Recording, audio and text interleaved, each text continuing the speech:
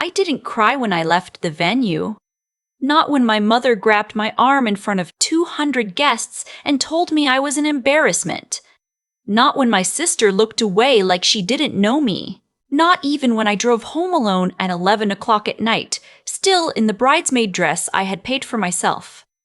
I cried 3 days later, sitting on my kitchen floor in Oakville with a cup of coffee going cold beside me, staring at my laptop screen and the spreadsheet I had been updating for 4 years. The total was $94,000.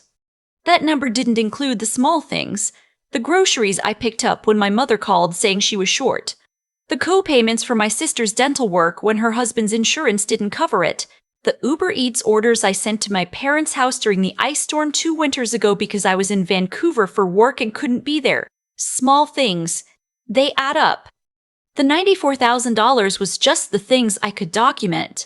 The rent gap I covered for 6 months when my sister and her husband first moved to Mississauga, and the condo fees were higher than they expected. The down payment loan I gave my parents when they wanted to refinance and the bank asked for cash up front. The trip to Portugal, all 5 of them that my mother had planned for the family anniversary, and I paid for because she said it would mean so much to have everyone there, and I wanted to believe her. I was 31 years old and I had $11,000 in my savings account. My name is Simone, and for 4 years I quietly held my family together while they quietly forgot I existed. My sister Phoebe got married in September. The wedding was at a vineyard in Niagara-on-the-Lake, which is exactly the kind of place you book when someone else is paying. The venue alone was $18,000. I know because I e-transferred half of it in 2 installments, and my mother sent the rest from an account I had been depositing into monthly since the previous January. My mother didn't tell Phoebe where the money came from. I don't know if she thought Phoebe already knew, or she simply never brought it up. What I do know is that when Phoebe stood at the rehearsal dinner and talked about how she had worked so hard to plan her dream wedding, she looked directly at her husband's parents when she said it. She thanked her mother-in-law for the centerpieces. She thanked her father-in-law for the rehearsal dinner. She thanked her husband for being patient through the planning process. She did not thank me. I told myself it was an oversight. I was the younger one. She was nervous. There was a lot going on. I had a glass of wine and reminded myself that I wasn't doing any of it for recognition. That was the lie I had been telling myself for 4 years. The wedding day was beautiful in the way that expensive things usually are. The light came through the vineyard in long golden sheets and everyone cried during the ceremony. I cried too. I was genuinely happy for Phoebe, or at least a version of happy that lived alongside a dull, constant ache I had learned not to examine too closely. My mother found me during cocktail hour. She had that look she gets, the one where her smile is too wide and her voice is too quiet. She steered me toward the edge of the patio and said, in a tone that left no room for disagreement, that I needed to fix my hair because it looked sloppy and people were noticing. She said the dress I was wearing, the bridesmaid dress she had helped choose, made me look like I wasn't trying. She said she didn't understand why I always managed to make things about myself at events that weren't about me. I stood very still. I said quietly that I didn't think I had made anything about myself. She said I was doing it right now, standing there with that look on my face, making her explain herself. She said, loudly enough that the couple beside us turned their heads, that I needed to stop embarrassing her in front of people who mattered. Her hand came up fast. Not a slap. She stopped herself. Or maybe she just grazed my arm. I still don't know exactly how to describe it, but it was enough. The physical gesture of someone who had run out of patience with me. In front of strangers. At my sister's wedding.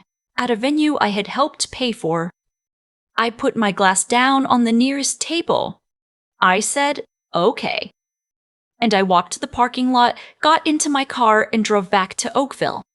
I did not say goodbye to Phoebe. I did not text anyone. I sat in the car for 40 minutes before I could see the road clearly enough to drive.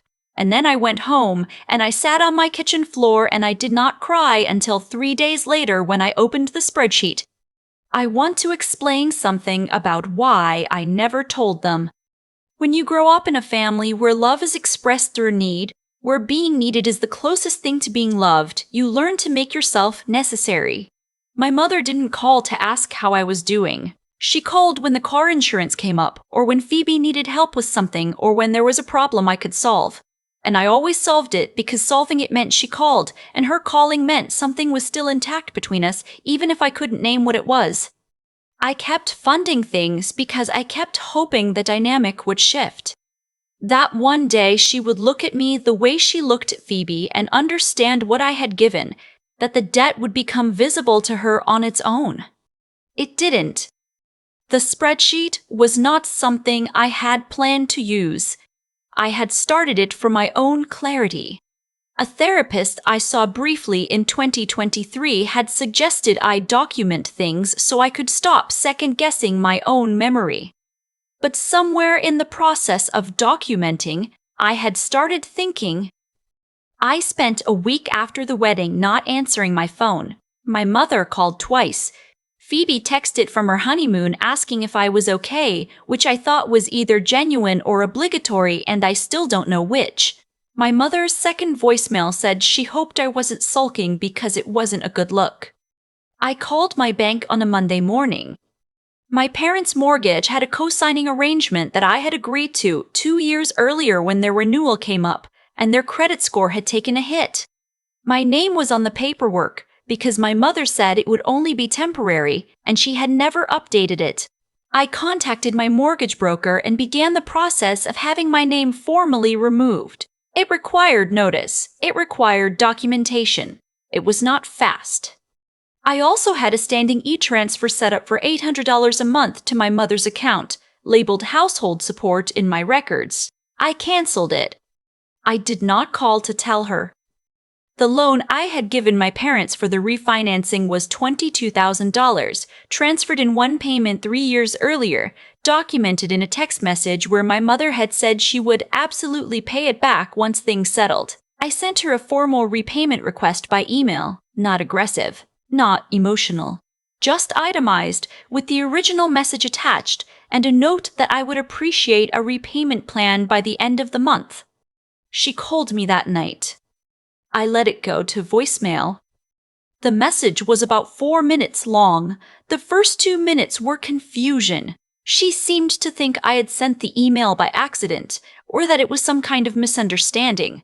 The next 90 seconds were hurt. How could I do this right after Phoebe's wedding?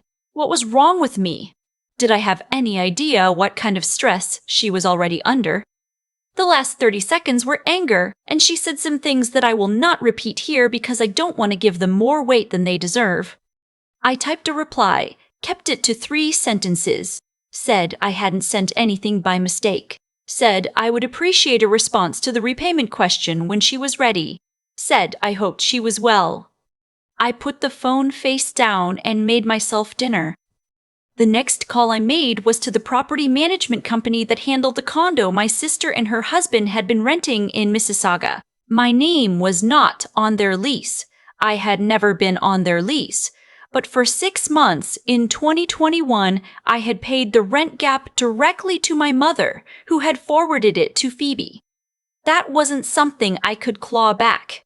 But I had also, more recently, co-signed a small personal line of credit that Phoebe's husband had taken out to cover some renovation costs at my mother's request as a favor, just while they got back on their feet. I contacted the lender and began the process of being removed as guarantor. They were within their repayment terms, so it was manageable. It would take 60 days. 60 days was fine. I also called the insurance broker who held my parents' home and auto policies. My name appeared on the home policy as an emergency contact and secondary holder, a leftover from years ago when my mother had added me without fully explaining what she was adding me to. I had the broker update the records. It was a phone call and 2 forms. I want to be clear about something. I did not destroy anything.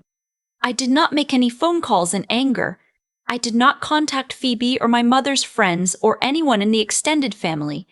Everything I did was administrative. Everything I did was comministrative. I was just removing my name from arrangements that had never been explained to me honestly, and stopping money from moving in a direction that had never been acknowledged. I want to be clear about something else, too. I was not doing it to punish them. Or maybe I was, a little. I think both things can be true. Mostly, I did it because I finally understood that nothing was going to change on its own, and the version of me who kept waiting for it to was running out of money and running out of herself. My mother's second email arrived on a Thursday. It was longer than her voicemail. It covered the full history of everything she had ever done for me, my tuition, which she and my father had contributed to partially, and which I had covered the rest through OSAP and part-time work, the time they had let me stay at home for 4 months after I graduated, the furniture they had given me when I moved to Oakville. The email made the case that I owed her, that the $22,000 was not a loan, it was family, that I had no right to make her feel this way. I read it twice.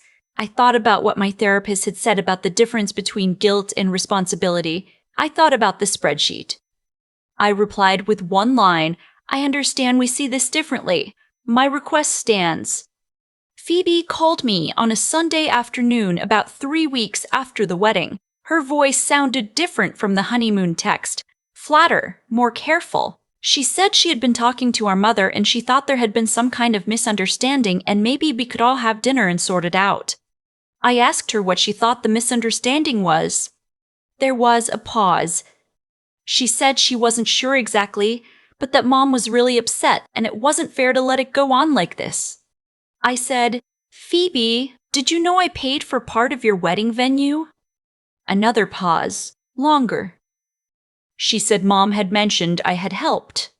I said, "I paid for $9,000 of the venue deposit, half of your flowers, your photographer's travel costs from Toronto, and the shuttle bus for the guests from the hotel. That's not including what I've been sending Mom monthly for the last 4 years. Phoebe was quiet for long enough that I thought the call had dropped. Then she said, "I didn't know it was that much." I believed her. That is the part that is hardest to hold. I think Phoebe genuinely didn't know. I think my mother managed the information carefully, the way she manages everything, and Phoebe received the wedding and the flowers and the photographer without ever being told who made it possible. That's not entirely Phoebe's fault. But it's also not entirely not her fault. She was an adult. She could have asked. She just didn't. "I'm not calling to make you feel guilty," I said. "I'm calling back because you called me, but I need you to understand that I'm not coming to dinner to smooth this over. There's nothing to smooth over. I'm asking Mom to repay a loan. That's it." Phoebe said she needed some time to process. I said, "That's okay. Take your time." We hung up. My mother's line of credit came due for renewal in November. She had taken it out through a credit union in Burlington where I had, years earlier, been listed as a reference. I was not on the loan itself, so that was not my concern. But when November came and my mother called in a very different voice, quiet, careful, the voice she uses when she needs something, I recognized it immediately. She wanted to talk. I agreed to meet her for coffee at a Tim Hortons in Burlington because I didn't want her in my house and I didn't want to be in hers. I wore jeans and a sweater. I ordered a large coffee and paid for my own. She looked tired. She sat down across from me and she was smaller than I remembered, which happens sometimes when you stop being afraid of someone. She said she hadn't realized how much I had been contributing. I waited. She said she thought of it as family. That's how her own mother had operated. Money moved through the family without tracking, without accounting, without it being a transaction. She said she hadn't understood that I was keeping records. I said gently that I kept records because I needed to understand my own finances, not to use against her. She said she didn't have $22,000 right now. I said I understood that. I said I wasn't asking for it in one payment. I said I would accept $500 a month and I would put it in writing if that helped. She looked at the table for a while. She said she was sorry about the wedding, about what had happened on the patio. She said she had been stressed and she hadn't handled it well and she knew it. This is the part I want to remember accurately because it would be easy to soften it in the retelling. She did not say she was sorry for what she said. She said she hadn't handled it well. Those are different things. But I had not come for a full apology. I had come for a conversation, and a conversation was what we were having. I said, I appreciate that. I meant it, partially. We worked out the repayment in writing, not a formal legal document, but an email chain that I screenshot and saved. $500 a month. No interest, because I wasn't doing it to profit, I was doing it to be acknowledged. The e-transfer request went out the following Friday. She paid it. She has paid it every month since. I don't think my mother and I will ever be close in the way I used to hope we would be. I've made a kind of peace with that. The peace that comes not from resolution, but from clarity. I know what I gave. I know it was real. I know that the people who should have seen it mostly didn't, and that some of them are slowly starting to. Phoebe and I have had 2 real conversations since the wedding. Not dinner, not family events, just phone calls, just the 2 of us, where she has asked questions she should have asked years ago, and I have answered them honestly. I don't know what we are building, exactly. Something smaller than what I used to imagine, probably more honest. My savings account has $11,000 in it. By next spring, with the repayments coming in and the transfer stopped, it will be closer to $26,000. I have started putting the maximum into my RRSP. I have started thinking about what I actually want, not what I can provide. Not who needs what from me, but what I want for my own life. It turns out I don't entirely know yet, but I'm learning to sit with that instead of filling the space with someone else's emergencies. I still live in Oakville. I still make my coffee go cold. Some habits are harder to break than others. But I don't cry on the kitchen floor anymore, and the spreadsheet is closed. There's a moment I keep coming back to, not the patio, not my mother's hand on my arm. The moment 3 days later, sitting on my kitchen floor in Oakville, staring at a number on a screen, $94,000, and finally letting myself feel the full weight of what I had been carrying.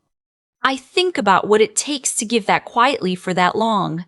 Not the money itself, but the belief underneath it, that if I just kept showing up, kept covering the gap, kept making things possible without asking for acknowledgement, eventually someone would see it. Eventually, it would matter. That belief cost me more than any e-transfer ever did.